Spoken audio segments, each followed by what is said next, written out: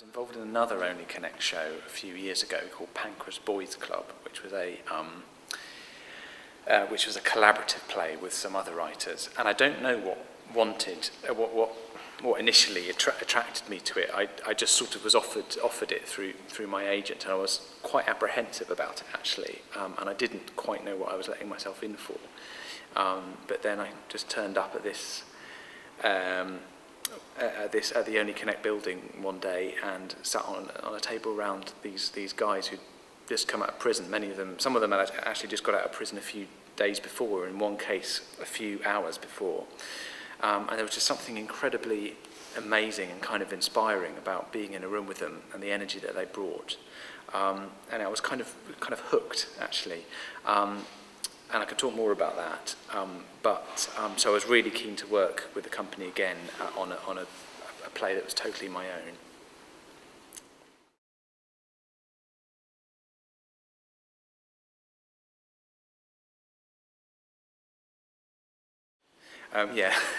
Having said it's a story that's all my own. The play was based on conversations I had with this guy called Ralph Ajotu, who's in this country illegally.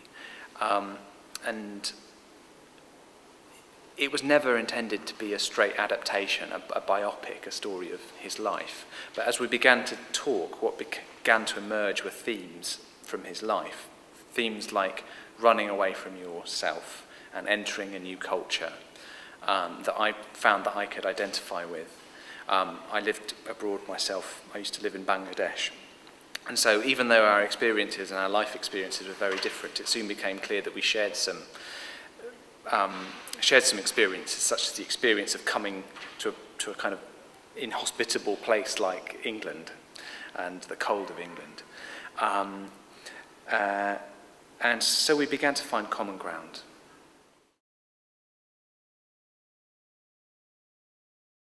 Well, one of the really fabulous things about this company, Only Connect, is the way that very quickly they can arrange a workshop with you.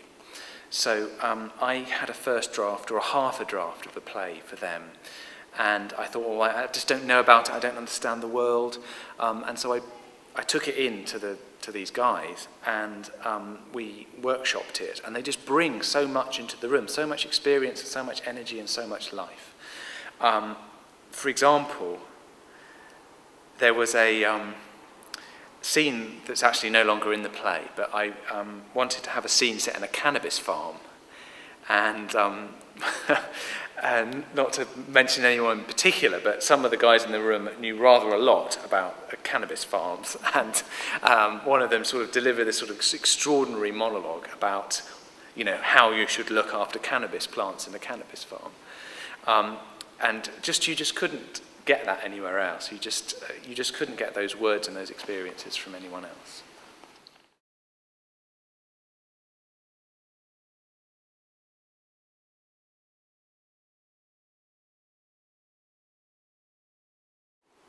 Well, it is. I was before I'd met any of the guys. I was intimidated by the prospect of doing it. And I was apprehensive. I didn't know what to expect. But I've never felt in the least bit threatened or intimidated by it. And I think the first couple of days you're kind of wondering, oh, what's he in for? What's he in for? What was he in for? And what? But in fact, it just becomes very.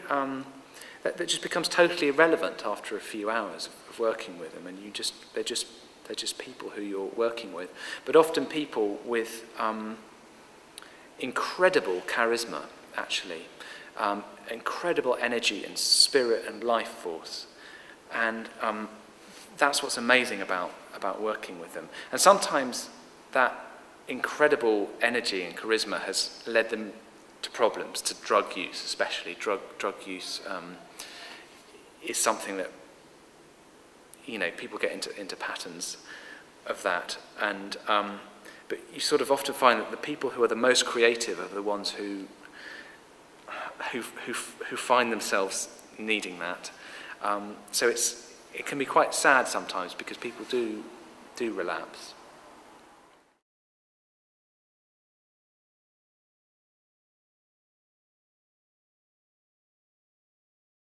Well, initially, I had a long section of the play set in Lagos and set in like a kind of on a bus journey going on a smuggling mission. And I loved doing that, and I sort of researched. In fact, luckily enough, I'd been to Africa earlier in that year, and so I used that as research for this play. But yeah, if you look at the flyer, I'll show you the flyer. What this story is about is somebody who has a kind of who comes from Africa, finding themselves in Britain, but kind of finding their own kind of Africa in Britain as well. So you can see in this block of flats here that in the lettering of the flyer we've got a kind of African savannah, which is not strictly speaking relevant to Nigeria, but we can kind of see it's kind of African. And it's sort of, in his heart, you've still got some of his, of his life as a street kid, even though he's in the middle of an English winter.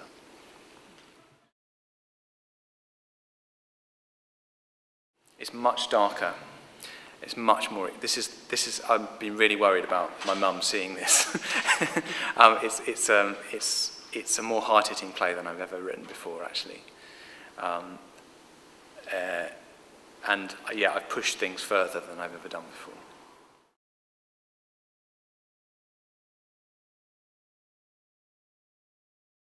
Yeah, we've had a few messages that I've found just from friends, and also people have posted things online. And actually, so far, it's been a pretty stunning response from people. People have kind of actually really been floored by it. Actually, it's quite an experience. It's quite an intense experience that you go through, and some people have been really affected by it. Oh, we went through hundreds of titles, and you'll realise why I call it His Teeth when you see the play.